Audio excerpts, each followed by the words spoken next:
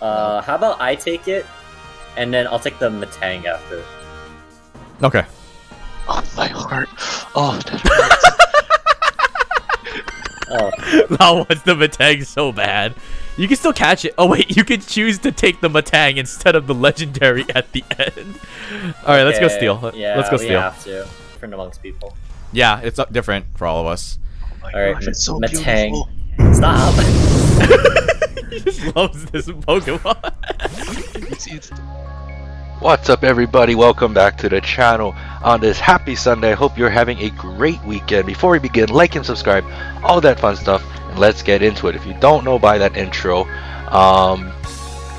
yeah, so for context, I've been on the Lazy Lunch Bunch Twitch stream and twitch.com/Lori, right? And we have this running gag, running joke that I really love Metang, and guess what? I really do love Metang. I actually do like it better than Metagross. Not only competitively, because I don't know how to use a Metagross, but also I just find Metang just personally so cool.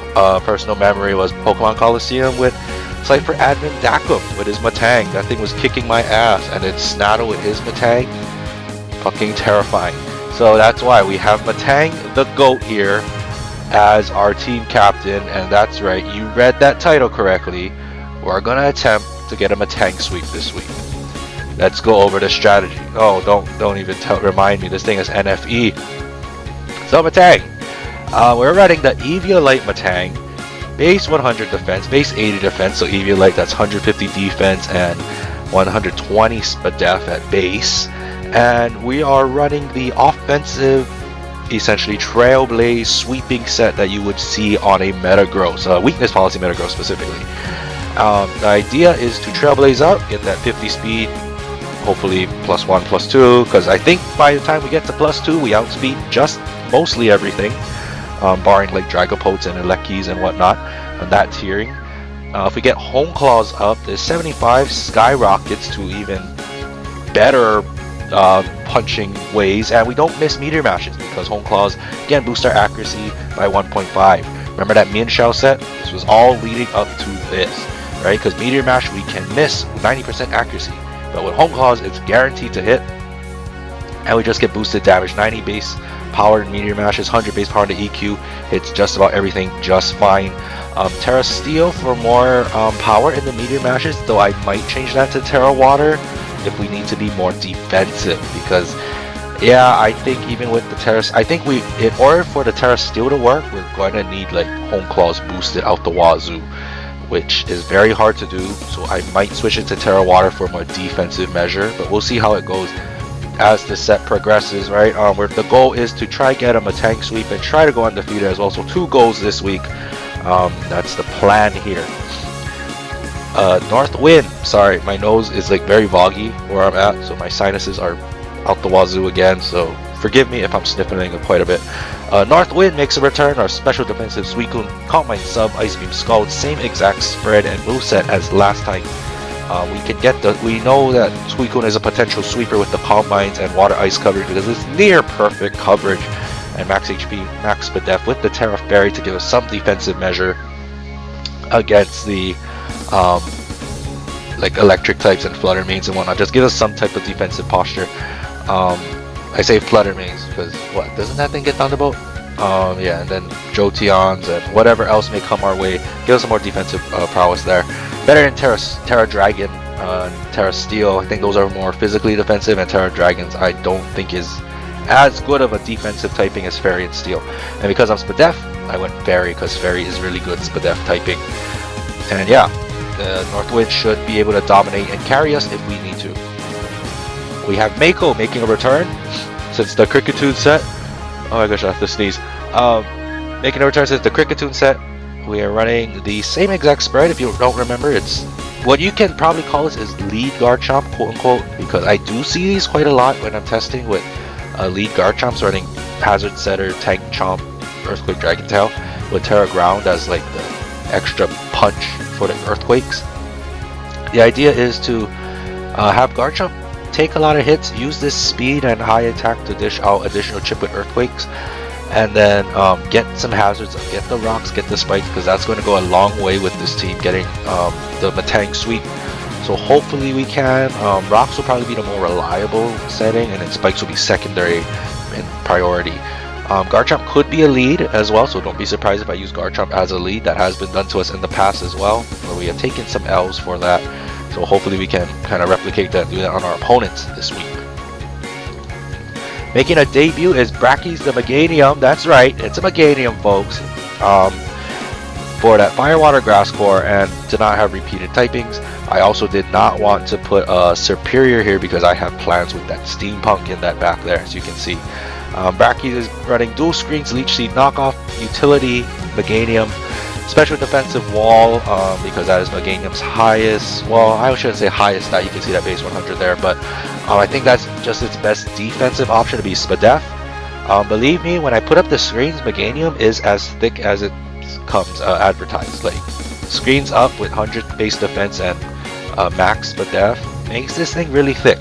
Can allow me to go for Leech Seeds or potential knockoffs on the switch ins and get rid of some pesky items like Black Sludge, Toxapex, and Rocky Helmet Chomp, for example. So the utility does come a long way. Brachy's probably won't be there to last a long time. Will probably be like a sacrificial lamb, so to speak. If it's like a Koraidon Flare Blitzing into us, we're probably going to send in the Brachy's to get all that recoil back on our opponent, or lock them into a choice move and get the appropriate switch in. What is most likely our lead, and probably one of the best Pokemon ever created in VGC, we're finally using Incineroar. Lynx the Incineroar. If you're a Combat Robotics fan, that's what the name's after. Lynx is here, defensive Lynx. We're running the knockoff Willow Earthquake Parting Shot set. I was very tempted when I was building this team to run the Power Trip set, but I don't actually have a lot of experience with Incineroar, so that's why we're running a classic defensive Terra Water set here. Knockoff is for the utility. This mon will probably be our lead. It is defensive for a reason with the Intimidate, and then how the EVs are to take hits. The goal is to obviously spread burns, but then with Incineroar's speed, because we can force some switch outs, the goal is to intimidate, scare him on out, and either get a burn or a parting shot. Of course, knockoff is always there if we really think we can get someone off guard. But we would want to do Will-O-Wisp and Parting Shot. We want to take advantage of the switch in to cripple something, or to switch out ourselves into the appropriate switch in. If we can get Metang in, of course we'll get Metang in, so this is all to help out Metang. Earthquake is there for just general coverage, and then knockoff hits everything, get rid of the items as well, same as Brachy's, right? Incineroar is probably not going to last as long as Meganium, I'll be honest with you, because we're using it as a lead. If we lose the boots, that's going to be very hard.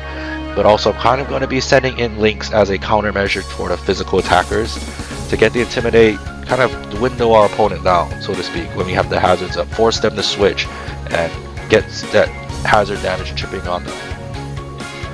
And last but not least is Steampunk, except not a Spadef Steampunk as you've all been exposed to. We're running the Choice Specs Galar Weezing.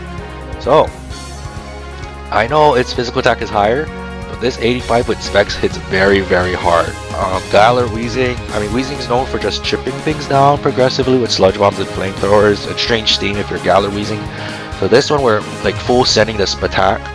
60 speed at max speed, people don't expect Weezing to be fast, so this can kind of catch our opponent off guard, especially with the power of Specs 85 special attack and just spamming these Strange Steam and Sludge Bombs and Flamethrowers and Thunderbolt. Weezing has fantastic coverage.